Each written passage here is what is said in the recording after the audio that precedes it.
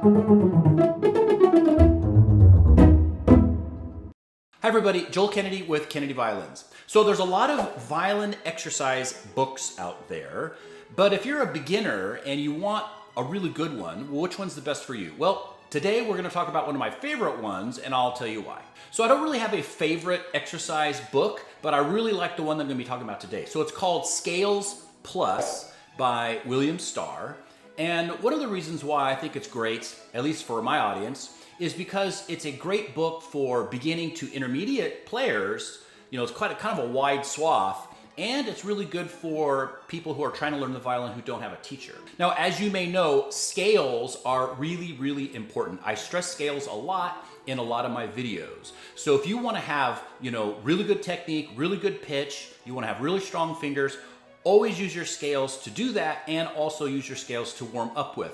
One of the great things about this book is that it's based on really simple scales. Okay, so there's four main things that I really like about the book. So the first one is that it starts off really easy. So if you're a total and absolute beginner, you can buy this book and use it in combination with any kind of songs you're trying to learn. So for example, if you take page 4, it's like the first page, and you look at the first exercise, it's very, very easy. It's based off a G major scale.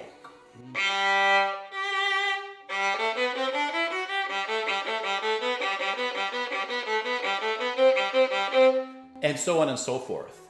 Okay, so what's really great about this is that in the very beginning, he gives you 2 Gs, right? So that kind of sets up your ear and sets up the frame in your hand, which is really smart. And then it starts off very easy. It's just a scale, a 1-octave scale. And then he goes on to use different types of combinations of fingers. But anybody who's just beginning the violin can play this exercise. So the second reason why I really like the book is, and I kind of alluded to it before, it's based on scales. But what he does is he'll teach you different keys like G major, B flat major, A major, okay, which is great. But he uses a lot of different finger combinations like open 2, 1, 3, open 3, open 2, like all kinds of, like every finger combination you can think of. And so when he does that, what it's doing is strengthening the mind to finger connection in your mind, and that's really important because, in your hand, some fingers are stronger than others. But ultimately, optimally, you want your fingers to feel almost the same strength. And so that's what these exercises do. For example, if I was to just look at the first example, like I just played, it starts off like with a scale, then open 1, then open 2. Okay, second line, it gets a little harder. Open 2, 1, 2, then open 3, open 3, open 2, 1, 3. You see? So it's getting a little bit more complicated as he goes along, and he's teaching you all these different finger combinations, so that by the third line,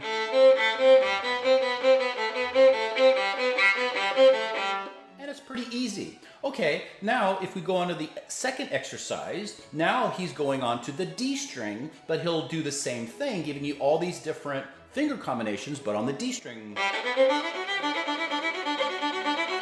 Okay, so that's pretty slick. So this guy, William Starr, pretty smart dude, right? He knows what he's doing. He's probably got a lot of experience teaching, and he's really trying to strengthen those mind to finger connections that you have in your mind that are so important. Okay, so the third thing that I really like about this book is that he introduces more advanced concepts fairly early. Now, you don't have to practice these advanced concepts, but you certainly can. So that makes it very variable, right? So there's people with a lot of varying degrees of ability or challenge for you. So even if you're a little bit more experienced with the violin, or maybe you're intermediate, it gives you a little bit of a challenge. So for example, if you fast forward to page 8, he's already given you like 16 exercises, in G major and A major, right? So he's really strengthening your hand with different patterns, right? And different placements of fingers. And then by the third page, page 8, now he's giving you the opportunity to learn new positions. So if you look on page 8 in the beginning, you can play this entire exercise in first position.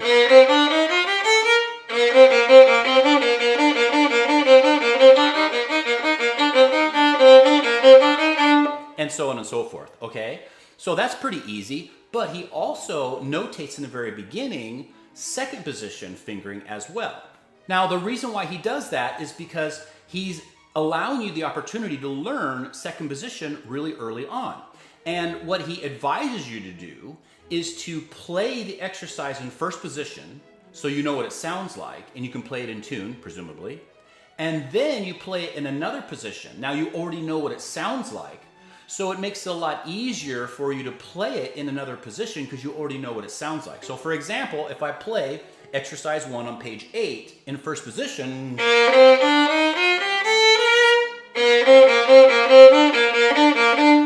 okay, now he tells me, oh, you can play it in the second position, but start with the first finger. Then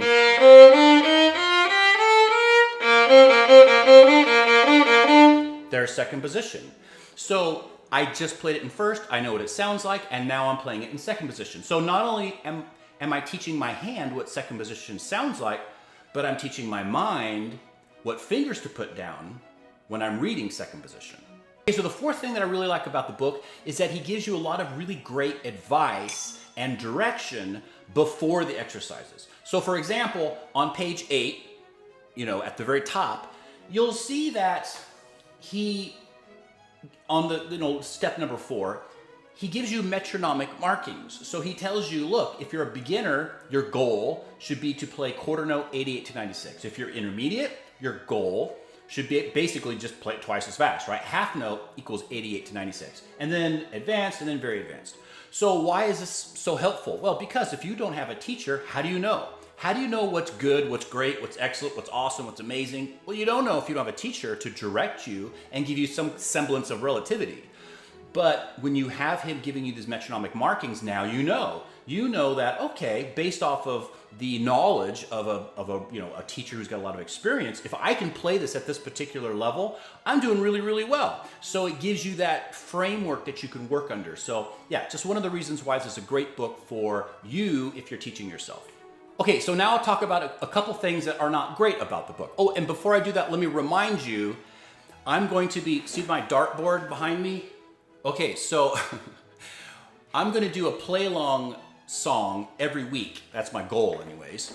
So what I'm going to do is I'm going to throw a dart at I got it like Suzuki book 1 through 5 on the board currently. I'm going to throw a dart, and then the next week, whatever dart that song is that the dart lands on, that's the song we're going to do. So the advantage to that is, it gives you a week, if you are interested in learning that particular song, it gives you a week to kind of prepare and get the music and whatnot. So at the end of this video, I'm going to throw a dart.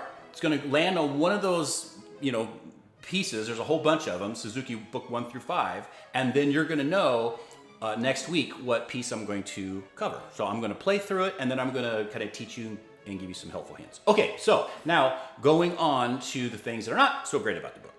Okay, so my first tiny little gripe, I suppose, if I'm really picky, would be that this book, which has scales written right across the top, doesn't really have any actual complete scales in it. So it's got scales going up, but as far as I can tell, it doesn't have any scales going down, at least not up and then down, like it doesn't put them together.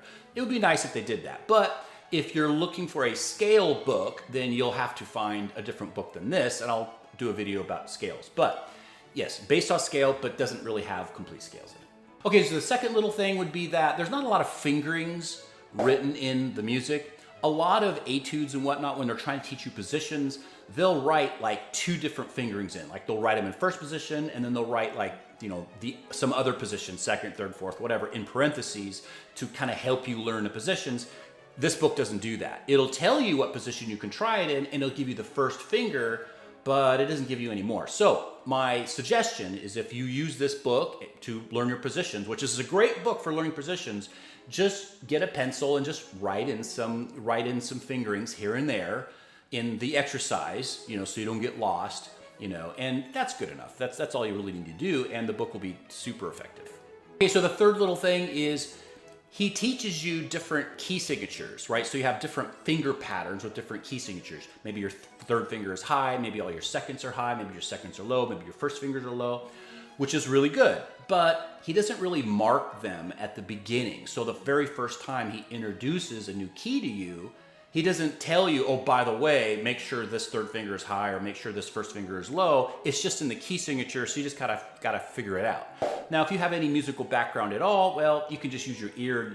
You'll have a good idea. Or, I mean, you can figure all this stuff out. But it would be nice if, you know, at least for the first couple measures, or there's a little example there that would just show you the notes that are being affected by the key signature. It would just make it a little bit easier for you to figure it out.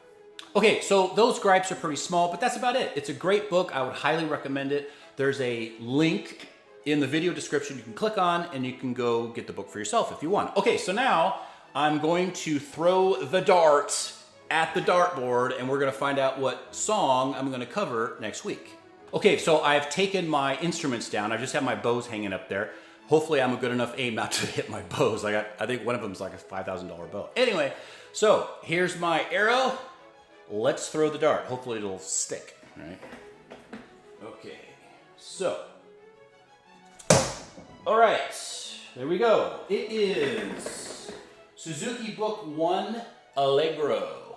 Okay, so if you guys want to do a play along with Suzuki Book 1 Allegro, I'm going to, in a week from now, post a video. I'm going to play through it, and then I'm going to give you some helpful hints on how to practice it, and so on and so forth. So guys, I hope this video was helpful. Don't forget to subscribe and like the video. Even if you hated it, just subscribe and like it anyway. Why not? It's free. And with that, I hope you guys have a good time practicing, and have a great day.